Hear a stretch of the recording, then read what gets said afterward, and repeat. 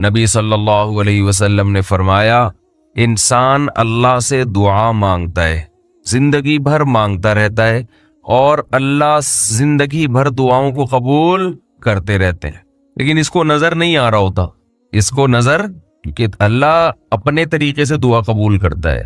اگر اللہ ایسے دعا قبول کرے نا، آپ نے ادھر کہا اے اللہ میری تنخواہ ڈبل کر دے، آفس گئے باس نے کہا کہ جناب نئے وزیر اعظم نے جو اعلان کیا ہے اس کی منظوری ہو گئی، ٹھا ٹھا کر کے ایسے دعائیں قبول ہونا شروع ہو جائیں تو غیب پر ایمان ختم، پھر تو دعا کی ترغیب دینے کی ضرورت ہی نہیں رہے گی۔ سب لوگ مصلی لے کے مسجد میں آ جائیں گے، سارا دن دعائیں مانگتے رہیں گے کہ اللہ سے جو مانگو ملتا ہے، خربوزہ مانگو خربوزہ ملتا ہے، تربوز مانگو تربوز ملتا ہے، افطاری میں پکوڑے مانگو پکوڑے ملتے ہیں، سموسے مانگو بھوک لگ رہی ہے کیا کریں سموسے ملتے ہیں، جو مانگو وہ ملتا ہے۔ حدیث میں آتا ہے اللہ میں اتنی غیرت ہے کہ جب کوئی اللہ کے سامنے ہاتھ اٹھا کے مانگتا ہے تو اللہ کو خالی ہاتھ لوٹاتے ہوئے حیا آتی ہے۔ تو حدیث میں آتا ہے کہ ایک بندہ مسلسل دعا مانگتا ہے مانگتا ہے مانگتا ہے مانگتا ہے مانگتا ہے اور اللہ قبول کرتا ہے کرتا ہے کرتا ہے کرتا ہی رہتا ہے، یہاں تک کہ یہ بندہ ایک دن زبان سے ایک لفظ نکالتا ہے، کیونکہ اس کو قبول ہوتے ہوئے نظر نہیں آ رہی ہوتی نا دعا، اگر یہ لفظ زبان سے نکالتے جیسے کہ آج کل لوگ نکالتے ہیں زبان سے، تو حدیث میں آتا ہے یہ جو جملہ زبان سے نکالا ہے اس کے بعد سے اللہ قبول کرنا چھوڑ دیتے ہیں۔ دنیا میں کہیں بھی ایسا نہیں ہوا کہ کوئی قوم اشراق کی نماز نہ پڑھتی ہو اس لیے اللہ کا عذاب آ گیا ہو، کوئی قوم تہجد نہ پڑھتی ہو اس لیے اللہ کا عذاب آ گیا ہو، کوئی قوم صبح اور شام کے وظیفے نہ پڑھتی ہو اس لیے اللہ کا عذاب آ گیا ہو، یہ وجہ نہیں ہے۔ قرآن کہہ رہا ہے عذاب ہمیشہ اس قوم پر آیا جس نے گناہ کیا، اور گناہ کی ڈیفینیشن کیا ہے؟ اللہ نے کہا یہ کام مت کرو اور قوم نے وہ کام بولنے کیا۔ اشراق تہجد کی بڑی ویلیو ہے، اس کی ویلیو میں کم نہیں کر رہا، لیکن یہ تمام چیزیں اس وقت مؤثر ہیں حقیقت میں جب آپ برائی سے بچتے ہیں۔ ہمارے ہاں سب کچھ کرنے کے لیے تیار ہیں، گناہ سے برائی سے بچنے کے لیے تیار نہیں ہے۔ اللہ کہتے ہیں تھوڑا کر لو، کرو اس طریقے سے جس طریقے سے میں بتا رہا ہوں، تھوڑے پہ راضی ہو جاؤں گا۔ ہم کہتے ہیں زیادہ کریں گے مگر اخپل طریقے سے کریں گے، طریقہ وہ ہوگا جو ہمارا ہے۔ تو اللہ کہتے ہیں جی بھر کے کر لو، آخرت میں اس کا کوئی اجر نہیں ملے گا، جی بھر کے کر لو۔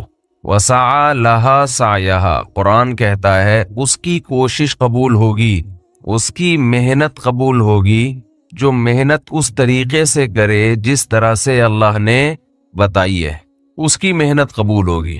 تو ارادہ کریں، عزم کریں، اپنی زندگی سے ایک ایک گناہ کو خارج کرنا ہے۔ ہم اپنے بڑوں سے سنا کرتے تھے کہ ایک ڈائری میں اپنے گناہوں کی لسٹ تیار کرنی چاہیے۔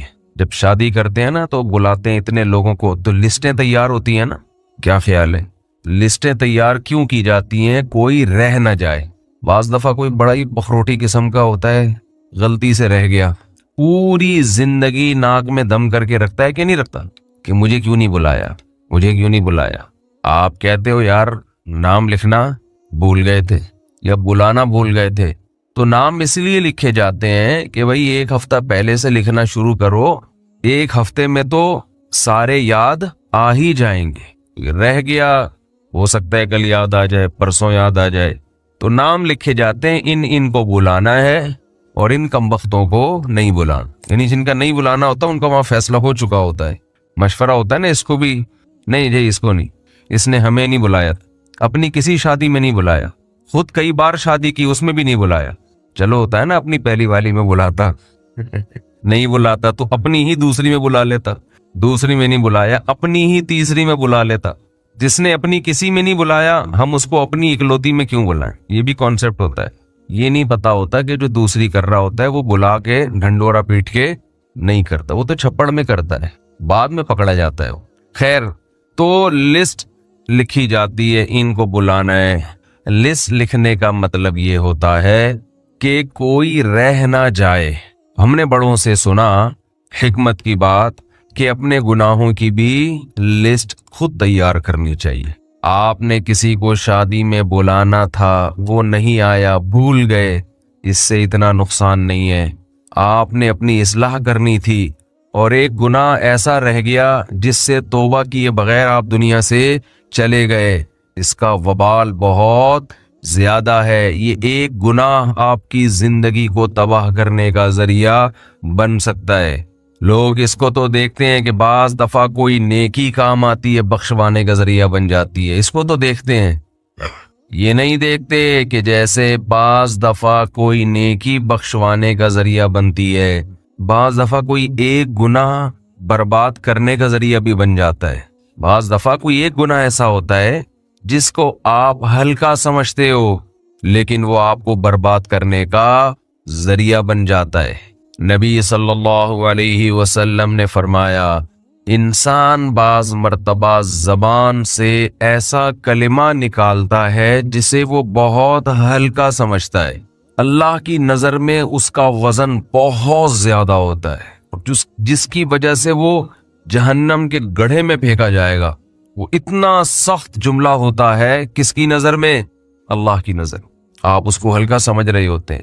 بتاؤ کوئی شخص ساری زندگی تہجد پڑھے، رمضان کے روزے رکھے، اللہ کے خوف سے روتا رہے، صدقات و خیرات کرے، کوئی پریشانی آئی اور منہ سے یہ جملہ کہہ دیتا ہے کہ اللہ کو میں ہی ملا ہوں پریشان کرنے کے لیے، ساری ٹینشنیں اللہ نے مجھی کو دی ہوئی ہیں، میرا ہی بیڑا غرق کر کے رکھا رہتا ہے ہمیشہ اللہ۔ تو آپ کیا سمجھتے ہیں کہ یہ ہلکا جملہ ہے؟ اس ایک جملے میں اتنا وزن ہے کہ اس میں یہ طاقت ہے کہ یہ آپ کی ساری زندگی کی نیکیوں کو کھا جائے۔ اللہ کہے گا جب تو مجھے ایسا سمجھتا ہے تو پھر تو تیری میری کیسی دوستی، کس بات کی دوستی؟ یہ تہجد لے جا کسی اور کے پاس۔ ہم یہ کہتے ہیں ایک جملہ ہی تو تھا، زبان سے نکالا ہے۔ کہ انسان کو ایک روحانی طور پر اخلاقی، جس کو ہم روحانی کہہ دیتے ہیں، وہ اخلاقی طور پر انسان بلندی تک کیسے پہنچ سکتا ہے، جسے ہم آسان زبان میں کہتے ہیں انسان اچھا انسان کیسے بن سکتا ہے۔ یہ بھی ایک سائنس ہے جو یورپ میں پڑھائی جاتی ہے۔ تو یہ والی جو سائنس ہے نا، سوشل سائنس جس کو کہا جاتا ہے، ایک ہے میڈیکل سائنس۔ ڈاکٹر کیا کرے گا؟ آپ کی صحت کو سائنس کی روشنی میں اچھا کر دے گا، ڈولے شولے بن گئے آپ کے، کولیسٹرول فری ہو گئے آپ، یعنی اتنا کولیسٹرول جتنا ضروری ہے ویٹ آپ کا بڑھا دیا، لیکن اس سے اچھا تھوڑی بن جائے گا۔ ہو سکتا ہے وہ چور نکلے، ہو سکتا ہے اسی صحت کو وہ ڈکیتی میں استعمال کرے، ہو سکتا ہے وہ اپنے ماں باپ کا گلا گھوڑ دے۔ تو اچھا بنانے کے لیے یورپ نے جب مذہب کو نکالا نا اپنی یونیورسٹیوں سے، عیسائیت سے بغاوت کی انہوں نے، تو اچھا بنانے کے لیے انہوں نے کیا طریقہ اختیار کیا کہ انسان کو اچھا بچہ بنانے کے لیے بھی ایک عقل کی روشنی میں اور حواس کی روشنی میں ایک علم وضع کیا جس کو سوشل سائنس کہا جاتا ہے، کہ بھئی اس کے بنا بھی کہ مشاہدے پر ہے۔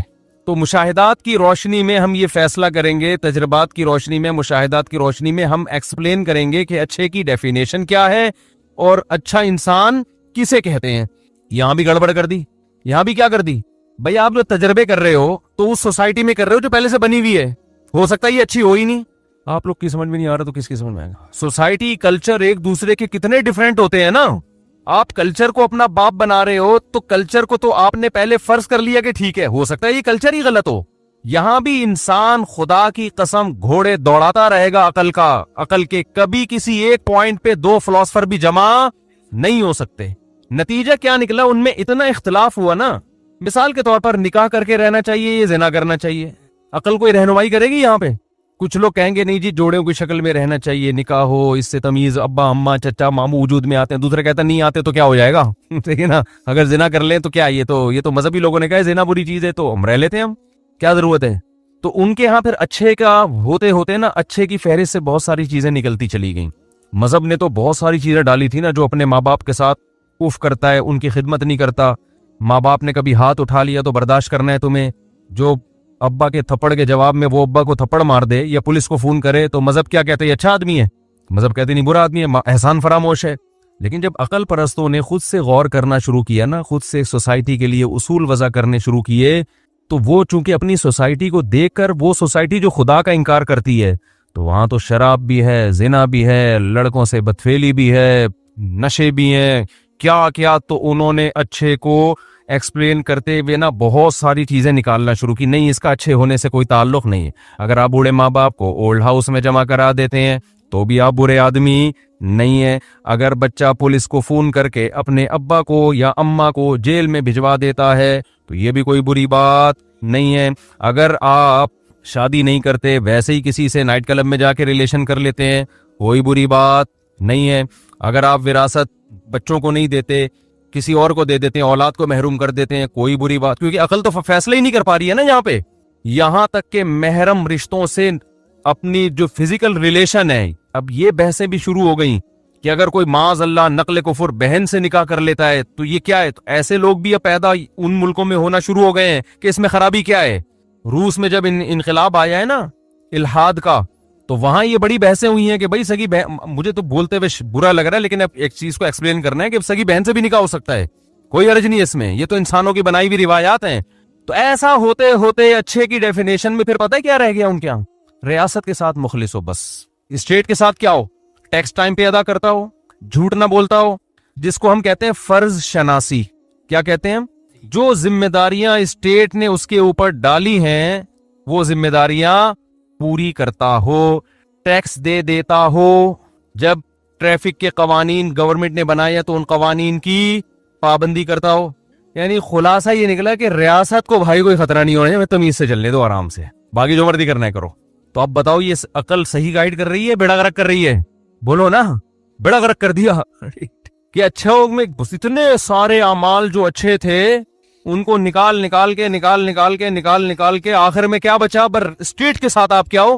تبھی یورپ میں جو سچ بولا جاتا ہے، جھوٹ کے قوانین کی پابندی ہے، ایک دوسرے کی عزت ہے، اس کی وجہ یہی ہے کہ ان کے ہاں اخلاقی معیار 4-5 چیزیں بچی ہیں. تو پوری زندگی وہ 4-6 چیزوں پہ ہی زور لگاتے ہیں. تو اس میں بھی ترقی نہیں کریں گے تو پھر کس میں ترقی کریں گے؟ نہیں یاری بات سمجھ میں. ان 4-5 چیزوں میں بہت آگے نکل گئے. وہ 200 سال سے اسی پر محنت ہو رہی ہے. سچ بولو، جھوٹ مت بولو، کچرا ادھر نہ پھینکو، ڈبے میں پھینکو، یہ تمہارے باپ کا روڈ نہیں ہے، ادھر پھینک رہے ہو، ادھر پھینکو جا کے. تو 200 سال نا جب مذہب کو نکالا تو اسی کو ریپیٹ، تو 4-6 چیزوں میں بہت اچھے ہو گئے. وہ ہمارے یہاں تو بھائی اچھے بننے کے لیے بہت لمبی ڈیٹیل ہے، بہت سارے حقوق ہیں، بہت سارے. بچپن سے بچے کو سکھایا جاتا ہے ابا اگر طبیعت سے پیل بھی دینا تو مار کھا کے رونا ہے. جیسے ہمیں تو ابا جب پیٹتے تھے تو ہم تھوڑا سا دیوار کی طرف منہ کر کے آدھا گھنٹہ روتے رہتے تھے ہچکیوں سے، کیونکہ ہم اگر ابا کو جواب دے دیتے ابا آپ نے مجھے کیوں ہاتھ اٹھایا، تو ہماری تو خاندان میں کوئی عزت 2 ٹکے کی نہیں رہتی. ہمیں پتا ہے یار سوسائٹی میں ہم پر ایک دھبا لگ جائے گا، انتہائی بدتمیز بچہ ہے تو پٹے. اور اماں ہماری چمٹا دکھا رہی ہیں گرم گرم کریلے پکے ہوئے کھا، ہمیں دل نہیں چاہ رہا کریلے کھانے کا. گورا تو کہے گا جو دل نہیں چاہ رہا بچے کو وہ کھلانا ظلم ہے، مساوات ہے نا. اسلام کیا کہتا ہے؟ بھائی ٹھیک ہے بار بار تو ایسی چیز نہ کھلاؤ ورنہ بچہ تو مر جائے گا، لیکن کبھی کریلے بھی کھلاؤ یار. روزانہ یہ نہیں ہوتا کہ روزانہ بھنڈی پکے گی یا روزانہ گوشت پکے گا. بچہ ماں باپ کی مرضی جو ہوگی وہ کھائے گا، کوئی زہر تھوڑی کھلا رہے ہیں. آج تیرا باپ بھی یہ کھائے گا، کریلے کھا تو. اب اماں ہمیں چمٹا دکھا رہی ہیں، کھا بھائی، ہم یوں کر کے کھا رہے ہیں اور اس سے بھی ہو رہے ہیں. شکایت کسی سے کریں گے تو دوبارہ پیٹیں گے. اب جا کے ہم شکایت کریں ابا سے کہ اماں نے ابا ایک تھپڑ اور لگایا، بھائی تیری تو اپنی ماں کی نہیں مان رہا. زیادہ سے زیادہ ابا سفارش کر دیں گے بھائی وہ پکا لو جو یہ بچہ چاہ رہا ہے پکا لو. تو بچے کو تو تربیت کرنی پڑتی ہے نا. آپ اس کو شروع سے مرغوں کی عادت ڈال دو وہ تو دال کبھی کھا ہی نہیں سکے گا. تو یہ تو ماں باپ فیصلہ کریں گے کہ کیا کھلانا ہے اس کو. ہاں جو ظلم کر رہے ہو، بار بار کریلے کھلا رہے ہو بچے کی خیال، وہ تو ایک الگ بات ہے، وہ تو پھر ماں باپ برے ہیں، پھر سوسائٹی ان کو برا بھی کہتی ہے. ایسا نہیں ہے کہ تم اپنے بچوں پہ کیوں ظلم کر رہے ہو. تو کتنی لمبی فہرست ہے نا ہمارے یہاں. پھر صبح اٹھ کے نماز پڑھنی ہے، نماز نہیں پڑھیں گے. مجھے یاد ہے ہم جب چھوٹے تھے 9-10 سال کے، ہمارے ابا اٹھاتے تھے فجر میں ہمیں. اس وقت تو ہمیں عقل نہیں تھی. وہ سردیوں میں آدمی اٹھ رہا ہے، سردی کی نیند کتنی زبردست ہوتی ہے، اٹھ کے جا رہے ہیں نماز پڑھنے. آدھے راستے سے ٹن مارا، دیکھا ابا پہنچ گئے، آدھے راستے سے ٹن مارا. ایک دفعہ میں آدھے راستے سے ٹن مار کے نا گھر آیا اور گھر میں نماز پڑھ لی میں نے. میرے بڑے بھائی نے دیکھ لیا، انہوں نے بولا ادھر آؤ جی. کہہ رہے بھائی یہ مسجد میں جو جماعت ہوتی ہے یہ کس کے لیے ہوتی ہے؟ میں نے کہا ہم مسلمانوں کے لیے ہوتی ہے، جو بھی مسلمان لوگ پائے جاتے ہیں. انہوں نے کہا یار ابھی سے تم یہ سستی کر رہے ہو، ادھر ہی نماز پڑھ کے تم نے ایسے ڈانٹ لگائی ہے. کیوں؟ ان کو لگا کہ یہ اس کا عمل کیا ہے، اچھا ہے کہ برا ہے؟ برا ہے.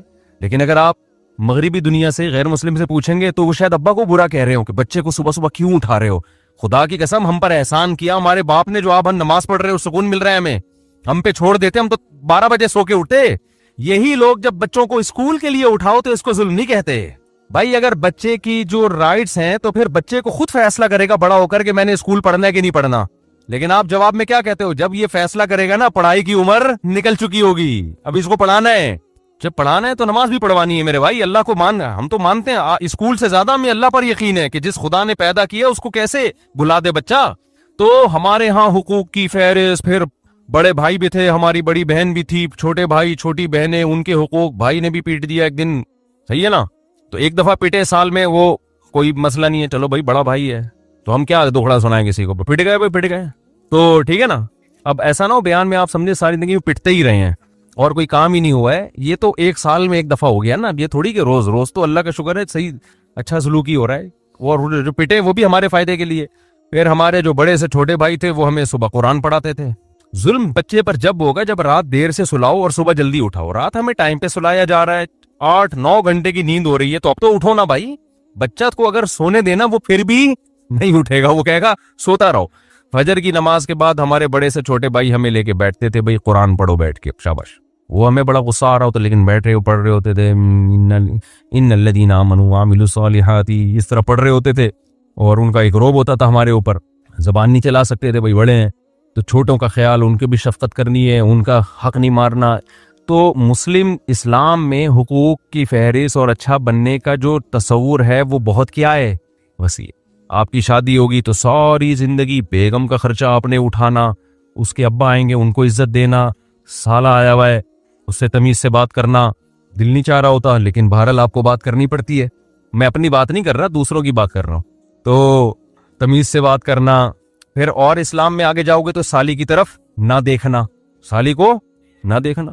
اللہ تمہاری شادی اس سے ہوئی ہے, اس کی بہنوں سے تھوڑی ہوئی تمہاری شادی جو وہاں فری ہو رہا ہے تو جا کے. اگر آپ فری ہو گئے تو اسلام کیا کہے گا, مینرز نہیں ہے اس میں, جس سے فری ہونا چاہیے تھا اس سے ہو نہیں رہا, جس سے نہیں ہونا چاہیے تھا اس سے ہو رہا ہے, مینرز نہیں ہے. تو غیر مسلم ہو گیا, یہ سارا سیٹ اپ کیا ہو گیا, ختم.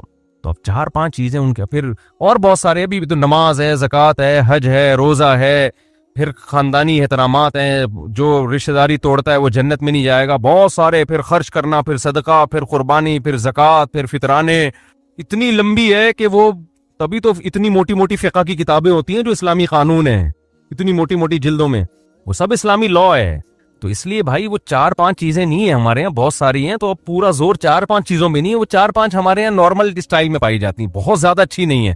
لہذا سگنل کی پابندی کرتے ہیں, کبھی دیکھا آنکھ مٹکا ادھر ہو کوئی نہیں ہے تو توڑتے ہوئے نکل لیے. سمجھ میں آ رہی ہے بات؟ تو یہ غلط ہے, نہیں کرنا چاہیے. لیکن وہ جو چیزیں غلط کر رہے ہیں نا, اتنی خطرناک حد تک ہم غلط نہیں, ان میں نشہ نہیں کر رہے ہم. وہ روڈ ٹریفک کے قوانین کی پابندی کرتے ہیں لیکن پیتے ہیں, پینے کی وجہ سے پابندی کے باوجود 6-8 بندے پیلتے ہوئے نکل جاتے ہیں وہ پی کے. ہم جب پیلتے ہیں تو پتا ہوتا ہے یہ بندہ اس کو جاگتی بھی حالت میں کیس بن سکتا ہے. ابھی وہ ہمارے ایک دوست ہے نا, ان کا UK میں ایک بندہ پی کے نکلا, کوئی لڑکی بیچاری جا رہی تھی, اس کے دانت توڑ دیے شراب میں, تو وہ دانت توڑ دیے, وہ بیڑا بھی غرق ہو گیا بیچاری کا, خون بہ رہا ہے, دانت ٹوٹ گئے. کوئی قصاص والا کیس نہیں ہے کہ اس نے دانت توڑے تو اس کے بھی توڑے جائیں گے. کیوں بھائی, نشے میں تھا, تو نشے میں وہ ایک عذر سمجھا جاتا ہے. لیکن وہی جس نے دانت توڑے ہیں جب نشے میں نہیں ہوگا تو بڑی تمیز سے بات کرے گا. فرمائیے کیسے حالت. تو لوگ کہتے ہیں یار دیکھو گورا کتنی تمیز سے بات کرتا ہے, اور مسلمان دیکھو بدتمیز کہیں کا. ابے وہ بدتمیزی کر کے بھی اس تمیز سے 1000 گنا بہتر ہے جس میں پینے کے بعد پتہ ہی نہیں چل رہا دانت توڑ رہا ہے کہ گھٹنا توڑ رہا ہے کہ ٹانگ توڑ رہا ہے, اور پھر بھی اچھے کا اچھا ہی ہے. وہ نہیں آ رہی بات میرا خیال ہے سمجھ میں. اور دوسری بات یہ کہ جو 5-6 چیزیں ہماری سوسائٹی میں نہیں ہیں, جو ان میں بہت زیادہ ہیں, وہ بھی اس لیے نہیں ہے کہ ہم کون سا مذہب کو فالو پورا کہاں کر رہے ہیں. ہم لوگ مذہب کو ہم یہ تو مذہب نہ ہونے کی وجہ سے جو خرابیاں ہیں. اگر مذہب ہم نے سوسائٹی سے نکال دیا نا اور پورا ان کو فالو کیا تو جو تھوڑی بہت اچھائیاں رہ گئی ہیں وہ بھی مارکیٹ سے شارٹ ہو جائیں گی. سمجھتے ہو کہ نہیں سمجھتے ہو؟ تو اس لیے یہ جو میں بات یہاں سے میں نے شروع کی تھی, جو موٹیویشنل اسپیکرز جن کے پاس مذہب نہیں ہے, ان کے پاس پاورفل موٹیویشن نہیں ہے, تو میرے پاس کلپ آتے رہتے ہیں نا, تو وہ میں آج اپنے بھانجے سے ذکر کر رہا تھا. ہم لوگ آ رہے تھے اکٹھے, تو میں نے کہا یار یہ موٹیویشن اسپیکر سب کی بات نہیں کر رہا بھائی, کوئی ایسا نہ ہو کسی اسپیکر کے ساتھ میرا کلپ چلا دیں کہ دیکھو اس کی بات کر رہے ہیں, ایسا کوئی نہیں ہے. اور میں نے بتایا بہت سے اچھا کام بھی کر رہے ہیں, لیکن اتنی بڑی بڑی باتیں کر رہے ہوتے ہیں نا بعض لوگ, ان میں چھوٹی بات تو ہے ہی نہیں ان کے پاس. چھوٹی موٹی تو بات, جب بھی یہ کلپ شروع ہوگا نا, ایک بات کان کھول کے سن لیں آپ لوگ, ایک دم آدمی کہتا ہے یار اب پتہ نہیں کیا چیز مارکیٹ میں آنے والی, ایک دم نا ایسا لگتا ہے جو بس اب تو ختم بھائی. اچھا یہ یوٹیوب اور فیس بک نے نا پوری دنیا کو ایک ہی صفحے پہ اکٹھا کر دیا ہے, اس کا بڑا فائدہ ہوتا ہے.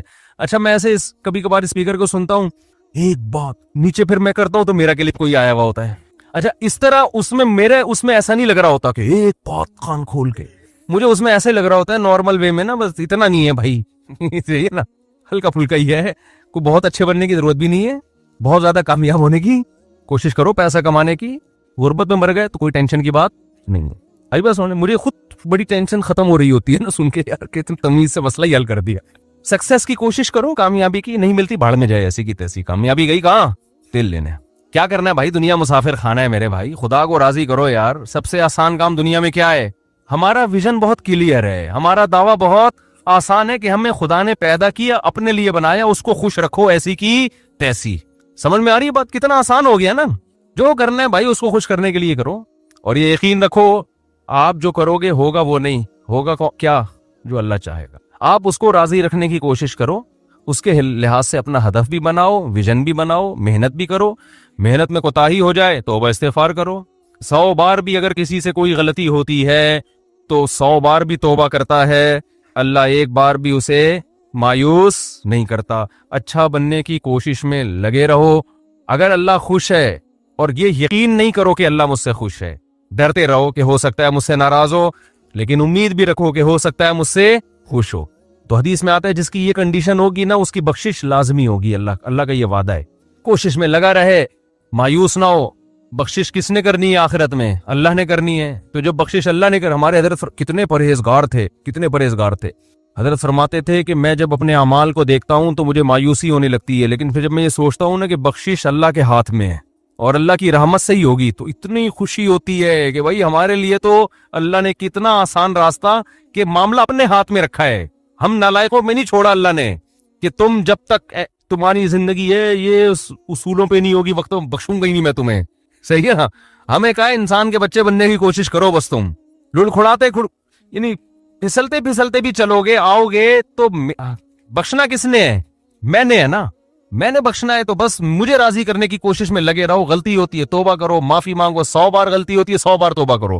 کوشش میں لگے رہو, اور اتنی امید میں بھی نہ آ جاؤ کہ گناہ کرو اور تمہیں خوف ہی ختم ہو جائے کہ یار جو مرضی کرتے رہو بخشش ہوگی. تو الایمان بین الخوف والرجا, امید اور خوف کے درمیان میں ہے. اور یاد رکھو اسی سے انسان کی زندگی خوش بھی گزرتی ہے. اگر امید اور خوف دونوں نہ ہو نا, خالی امیدیں ہوں تو انسان اترانے لگتا ہے. یہ بھی بے سکونی کا ذریعہ بنتی ہے چیز. خوف ہی خوف ہو تو نا امیدی ہونے لگتی ہے, یہ بھی بے سکونی کا ذریعہ بنتی ہے. اسلام نے وہ لائف اسٹائل دیا ہمیں اور وہ نظریہ اختیار کرنے کا حکم دیا جس سے ہماری زندگیوں میں بھی بیلنس رہے اور سکون رہے.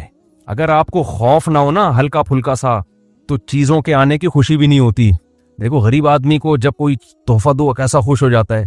مالدار کے پاس اتنا ہوتا ہے کہ اس کو آپ اگر نلی نہاری بریانی ڈال کے نیمبو نچوڑ کے کھلا دیں تو کیا اس کو ہوگا, یار یہ تو ہم کھاتے ہی رہتے ہیں. اور اگر غریب آدمی کے پاس کچھ آئے نہیں تو بھی ٹینشن میں جائے گا. تو دونوں چیزیں نا, فقر کا خوف اور غنا کی امید, یہ جب دونوں چیزیں ساتھ ساتھ چلتی ہیں تو خوشی اس وقت ہوتی ہے انسان کو. سمجھ میں آ رہی ہے بات کہ نہیں آ رہی ہے؟ تو وہ جب آتے ہیں نا کلپ, ایک بات کان کھول کے سن لینا, ایک دم میں ہل جاتا ہوں, پتہ نہیں کیا لے کر آئے گا نا مارکیٹ میں. تو لوگ بھی ایسا, پھر کلیپنگ ہو رہی ہوتی ہے. تو میں بہت دفعہ سن کے میں نتیجہ اخذ کرتا ہوں کہ رزلٹ کیا نکلا, اس کا کیا کریں. تو رزلٹ کوئی خاص نکلتا نہیں ہے, بس باتیں ہیں کرتے چلے جاؤ, وہ اگلے بھی سنتے ہیں ماشاءاللہ زبردست. جملے ہی زبان سے نکلتے ہیں جس پہ لڑائیاں ہوتی ہیں, قتل و غارت ہو جاتا ہے. آپ نے اپنے باپ کو گالی دے دی, کس قدر غصہ آئے گا باپ کو. آپ جواب میں کہو ایک لفظ ہی تو ہے جو زبان سے نکلا ہے, تو باپ کیا کہے گا کہ ہماری زبان سے زندگی بھر ایسا لفظ کبھی اپنے باپ کے لیے بولو نہیں نکلا. طلاقوں میں تو یہ بہت ہوتا ہے. طلاق دیکھیں نا, لوگ آتے ہیں کہ زبان سے طلاق نکل گئی تھی, 3 دفعہ لفظ نکل گیا تھا, غصے میں ہو گیا تھا. تو میں ان سے کہتا ہوں کہ آپ کے علاوہ بھی میاں بیوی میں بہت کروڑوں خاندان ہیں جن میں لڑائی ہوتی ہے, اب بھی ہوتی ہے, ہمیشہ سے ہوتی رہی ہے. ان کی زبان سے کبھی بھی یہ لفظ بولو نا نہیں نکلا. آپ کے منہ سے کیسے نکل گیا؟ لڑائی تو ہر گھر میں ہوتی ہے, جھگڑا تو ہر گھر میں ہوتا ہے. آپ کو بولنے سے پہلے لفظ کا وزن چیک کرنا چاہیے کہ میں کیا بول رہا ہوں، کس کے سامنے بول رہا ہوں، اس کا ویٹ دیکھنا چاہیے۔ بول دیا کلمہ کفر ایک دفعہ زبان سے نکالتا ہے انسان، اور اس کلمے میں یہ طاقت ہے کفر کے کلمے میں کہ آپ کی ساری زندگیوں کو ایک سیکنڈ میں کھا کے ختم، ایک سیکنڈ میں۔ نبی صلی اللہ علیہ وسلم نے فرمایا انسان اللہ سے دعا مانگتا ہے، زندگی بھر مانگتا رہتا ہے، اور اللہ زندگی بھر دعاؤں کو قبول کرتے رہتے ہیں، لیکن اس کو نظر نہیں آ رہا ہوتا، اس کو نظر کہ اللہ اپنے طریقے سے دعا قبول کرتا ہے۔ اگر اللہ ایسے دعا قبول کرے نا، آپ نے ادھر کہا اے اللہ میری تنخواہ ڈبل کر دے، آفس گئے باس نے کہا کہ جناب نئے وزیر اعظم نے جو اعلان کیا ہے اس کی منظوری ہو گئی، ٹھا ٹھا کر کے ایسے دعائیں قبول ہونا شروع ہو جائیں تو غیب پر ایمان ختم، پھر تو دعا کی ترغیب دینے کی ضرورت ہی نہیں رہے گی۔ سب لوگ مصلی لے کے مسجد میں آ جائیں گے، سارا دن دعائیں مانگتے رہیں گے کہ اللہ سے جو مانگو ملتا ہے، خربوزہ مانگو خربوزہ ملتا ہے، تربوز مانگو تربوز ملتا ہے، افطاری میں پکوڑے مانگو پکوڑے ملتے ہیں، سموسے مانگو بھوک لگ رہی ہے کیا کریں سموسے ملتے ہیں، جو مانگو وہ ملتا ہے۔ تو دعائیں تو لازمی قبول ہوتی ہیں، لیکن انداز وہ ہوتا ہے جو اللہ کرتے ہیں۔ اللہ کہتے ہیں میں اپنے طریقے سے کروں گا۔ اب اس کی بڑی لمبی چوڑی تفصیل ہے کہ کیسے قبول ہوتی ہے۔ بعض دفعہ جو چیز مانگ رہے ہیں اللہ وہی دے دیتا ہے آپ کو، بعض دفعہ اس کا متبادل دے دیتا ہے، آلٹرنیٹ دے دیتا ہے، بعض دفعہ نہ آلٹرنیٹ دیتا ہے نہ وہ چیز دیتا ہے۔ کوئی مصیبت آنے والی ہوتی ہے، اس دعا کی برکت سے اس مصیبت کو ٹال دیتا ہے۔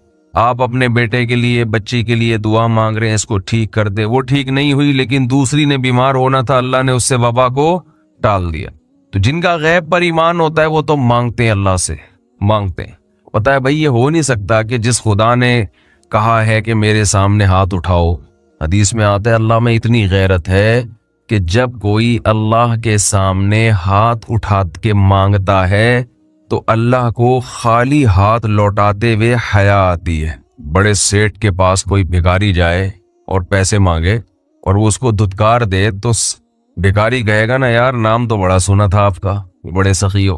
تو اللہ کو حیا آتی ہے کہ ان ہاتھوں کو خالی لوٹائے، دیتا ہے لازمی۔ تبھی ہم نے اہل اللہ کو دیکھا ہے کہ مانگتے بہت ہیں، بڑی لمبی لمبی دعائیں مانگتے ہیں۔ لوگ ان کو بے وقوف سمجھتے ہیں کہ یار یہ ہر وقت مصلی پہ دعائیں مانگتے رہتے ہیں لمبی لمبی، ملتا تو کچھ ہے نہیں۔ انہیں پتا ہے کہ یہ بہت ملتا ہے اللہ سے مانگنے سے، لیکن اللہ کا انداز ایسا ہوتا ہے کہ صرف وہ مانگیں جن کو غیب پر یقین ہے۔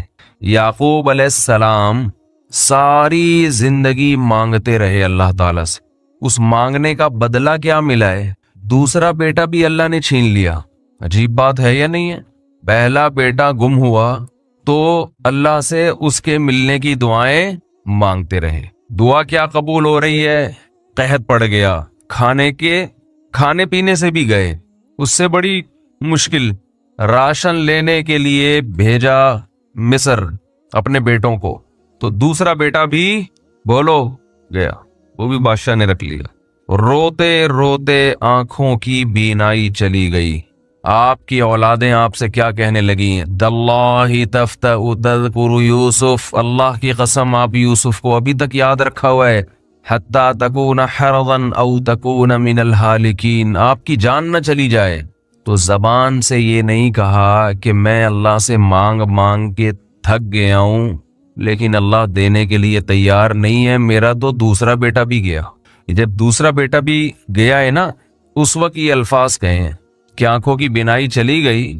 گھر والے کہنے لگے کہ آپ کو ابھی تک یاد ہے؟ کچھ چیزیں غیر اختیاری ہوتی ہیں، اپنے اختیار سے غم کو سوچنا یہ شریعت میں جائز نہیں ہے، لیکن کچھ چیزیں انسان کے اختیار میں نہیں ہوتی۔ وہ غم جو آپ کے اختیار میں نہیں ہے اس پہ آپ کو گناہ نہیں ملتا بلکہ صبر پہ ثواب ملتا ہے۔ شریعت میں حکم یہ ہے کہ غم کو بھول جاؤ، اس کو ایک ہی چیز کو لے کے مت بیٹھے رہو۔ لیکن حضرت یعقوب علیہ السلام کو اپنے بیٹے سے اتنی محبت ظاہر ہے اس بیٹے میں بہت ساری خصوصیات تھیں، وہ جانتے تھے کہ اللہ ان کو پیغمبر بنائے گا، کہ اتنے عرصے کے بعد بھی آپ کے دل سے غم نہیں نکلا، لیکن اس غم کو لے کر زندگی گزار دی، کسی کے سامنے اللہ کی شکایت نہیں کی کہ میرے ساتھ کیا ہو رہا ہے اور دعا قبول کیسے ہو رہی ہے۔ کہ دوسرا بیٹا بھی گیا، بیٹوں نے آ کے بتایا کہ آپ کے بیٹے نے چوری کی تھی جس کی وجہ سے بادشاہ نے اس کو رکھ لیا۔ قال بل سولت لکم انفسکم امرا، باپ نے کہا تم نے جیسے پہلے ایک کہانی گڑھی تھی دوبارہ سے ایک کہانی گڑھ لی ہے۔ حالانکہ اس دفعہ بیٹے سچ بول رہے تھے، چوری تو نہیں کی تھی لیکن الزام لگا تھا چوری کا۔ تو یعقوب علیہ السلام نے دوسرے بیٹے کے جانے پہ ایک لفظ ناشکری کا زبان سے نہیں نکالا، بلکہ کیا کہا؟ انما اشکو بثی وحزنی الی اللہ واعلم من اللہ ما لا تعلمون، میں اپنا غم تمہارے سامنے بیان نہیں کرتا، صرف اللہ کے سامنے بیان کرتا ہوں، اور اللہ کے بارے میں وہ کچھ جانتا ہوں جو تم نہیں جانتے۔ کیا مطلب؟ وہ مجھے تسلی دے رہا ہے، اس میں خیر ہوگی، ہمارا کام ہے مانگنا، ہم بھکاری ہیں۔ یہ تو ملحد اور خدا کے منکر لوگ ہیں جو مسلمانوں کا مذاق اڑاتے ہیں کہ یہ دعائیں مانگتے ہیں اور ان کو ملتا کچھ نہیں ہے۔ او بھائی، ہمیں اس سے غرض ہی نہیں ہے کہ رب کیسے دے رہا ہے، ہمیں اس نے پابند بنا دیا مانگو، تو ہمیں اہل اللہ کو تو مزہ اس سے آتا ہے کہ اس نے ہمیں بول دیا مانگو، وہ نہ بھی دے، مانگنا ہی ہمارے لیے سب کچھ ہے۔